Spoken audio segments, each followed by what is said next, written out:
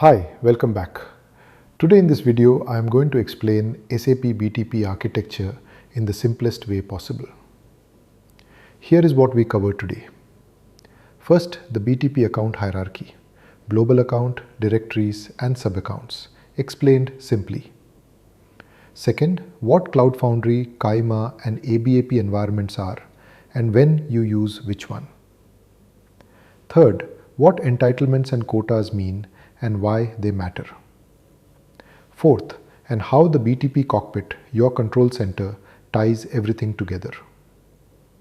Stay till the end because I will also show you exactly how a real company structures their BTP account for a live S/4 HANA project. Let's start with the most important question. What is SAP BTP architecture actually trying to do? Think of it this way.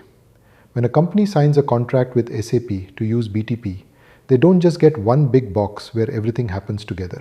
That would be chaos. Finance mixing with HR, development mixing with production, Europe data mixing with US data. Instead, BTP gives you a structured hierarchy to organize everything cleanly.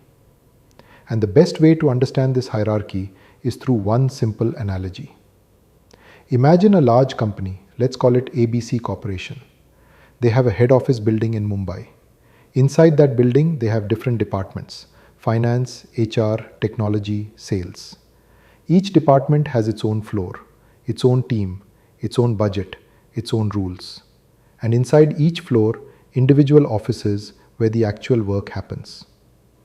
SAP BTP works exactly the same way. The head office building is your global account. The department floors are your directories. The individual offices are your subaccounts. And the actual work happening inside each office, that is your environment. Cloud Foundry, Kyma, or ABAP. Let me now go through each level one by one. Level 1, the global account. Your global account is the highest level in BTP. It is the realization of the contract your company signed with SAP. Think of it as the deed to the building. The moment you sign with SAP, you get a global account, one per company. Everything in BTP lives under this global account. All your services, all your applications, all your users. It is also where your total purchased resources sit before being distributed to the floors below. One critical point. Global accounts are region and environment independent, meaning your global account is not tied to Europe or US or Asia. It sits above all regions. Regions only matter when you go one level down to the subaccounts. Level 2, directories. Directories are optional, but for large organizations, they are extremely useful. Going back to our analogy, if your head office has 50 floors, managing all of them directly from the CEO's desk would be impossible. So you group them. Floors 1 to 10, Finance Division. Floors 11 to 20, Technology Division. Floors 21 to 30, HR Division. Each division has its own manager who handles their floors without bothering the CEO for every small decision. That is exactly what directories do in BTP. A directory groups related subaccounts together. It has its own administrator, its own budget allocation, its own governance. For example, a company might create a directory called Europe Operations and put all European subaccounts under it, or a directory called Development with all dev and test subaccounts inside. You can create up to 5 levels of directory hierarchy under one global account. Level 3, Subaccounts. This is where the actual work happens. Every application you build, every service you activate, every integration you configure, all of it lives in a subaccount. Back to our analogy, the individual office on the floor is your subaccount. Each subaccount has 3 critical properties. Property 1, region. Every subaccount must be assigned to one specific region. Europe, Frankfurt. US, East Virginia. Asia Pacific, Sydney. This decides where your data physically lives, which matters enormously for data privacy regulations like GDPR in Europe. And here is something critical to remember. You cannot change a subaccount's region after it is created. This is a permanent architectural decision. Choose carefully from day one. Property 2, isolation. Subaccounts are completely isolated from each other. Data in your development subaccount cannot accidentally flow into your production subaccount.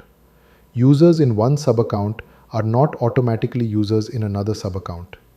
This isolation is a security feature, not a limitation. Property 3. Environment. Each subaccount can run one or more environments. This is where Cloud Foundry, Kyma and ABAP come in. And this is what most people find most confusing. So let me make it very clear. An environment is the actual technical runtime where your code or application runs. Think of it as the equipment inside that individual office. Some offices have manufacturing equipment, that is Cloud Foundry. Some have specialized robotics, that is Kyma. Some have ABAP workstations for SAP specific development, that is ABAP environment. Cloud Foundry, the most widely used environment. It allows you to build and deploy cloud-native applications using Java, Node.js, Python, and more.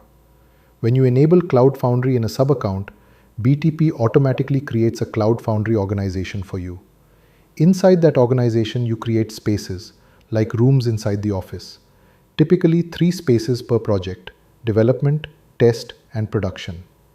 Kyma for advanced container-based development. Built on Kubernetes, the industry standard container platform. Used for more complex, scalable microservices architectures. For functional SAP consultants, you will rarely configure Kyma directly, but you need to know it exists and what it handles. ABAP environment for ABAP developers. This is where ABAP developers can write code natively in the cloud without needing an on-premise SAP system. Fully cloud-enabled ABAP runtime. Same language, new cloud home. Now let's talk about entitlements and quotas. These are 2 words that confuse almost every BTP beginner. Let me make them crystal clear in 60 seconds. Go back to our building analogy. The head office, your global account, purchases a total resource budget. Let's say the company buys 100 gigabytes of HANA Cloud Storage, 50 application runtime units, and 10 integration suite tenants. That total budget sits at the global account level. Entitlements are your right to use a specific BTP service. Quotas are how much of that service you are allowed to use. Now, here is the critical point. Just having an entitlement at the global account level means nothing. You cannot use any service until you assign that entitlement to a specific subaccount. This is called entitlement distribution. The global account admin takes the 100 gigabytes of HANA storage and distributes it. Production subaccount gets 60 gigabytes, development subaccount gets 30 gigabytes, test subaccount gets 10 gigabytes. Each subaccount can only use what it has been given. If production uses more than 60 gigabytes, the system stops provisioning. This is governance by design. Now let me show you how a real company structures their BTP account for a live S4 HANA project. This is the part most YouTube videos never show you. Imagine TechCorp, a manufacturing company, implementing SAP S4 HANA across Europe and Asia. Here is how their BTP architecture looks. At the top, one global account, TechCorp BTP. Under it, 2 directories. Directory 1, Europe Operations. Under it, 3 subaccounts, Dev Europe, Test Europe, Prod Europe, all in Frankfurt region on Azure, GDPR compliant by design. Directory 2, Asia Operations. Under it, 3 subaccounts, Dev Asia, Test Asia, Prod Asia, all in Singapore region on AWS.